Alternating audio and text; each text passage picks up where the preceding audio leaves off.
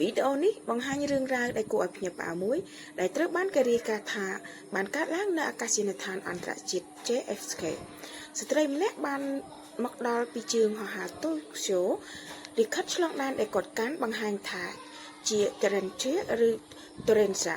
ត្រូវបានចេញដោយប្រទេសមួយដែលមិនមាននៅលើផែនដីនេះវីដេអូនេះហៅប្រទេសនេះថា Tuenza មិនមាននៅលើផែនទីគ្មាននៅក្នុងមូលដ្ឋានទិន្នន័យឬកំណត់ត្រាផ្លូវការណាមួយឡើយនៅពេលមន្ត្រីអន្តរប្រវេសន៍ស្កេនលិខិតឆ្លងដែនរបស់គាត់ប្រព័ន្ធបានបង្ហាញថាជាប្រទេសដែលមិនស្គាល់លិខិតឆ្លងដែននោះថែមទាំងមានត្រាទិដ្ឋាការសុពលភាពពីប្រទេសជប៉ុនអេស្ប៉ាញនិងអាល្លឺម៉ង់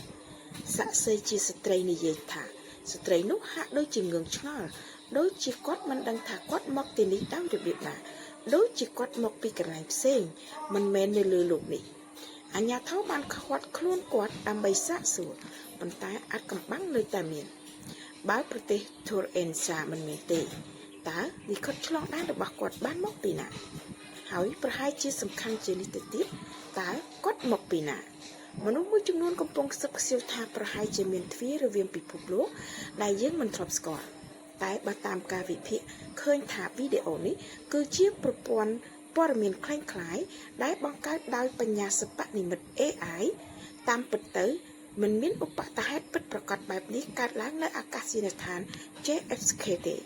រឿងនេះទំនងជាត្រូវបានបំផុសគំនិតដោយរឿងព្រេងដ៏យូរលង់មួយពីទីក្រុងចាស់មួយគឺបរោះមកពី Turin ដែលនិយាយពីដំណើរមកពីប្រទេសដែលមិនមាន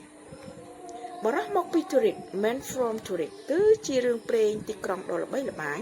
ដែលមនុស្សជាច្រើនជឿថាជាភស្តុតាងនៃសកលលោកស្រុកគ្នាឬមិនមានវិវាទផ្សេងទៀតដែលនៅក្នុងអំឡុងខែកក្កដាឆ្នាំ1954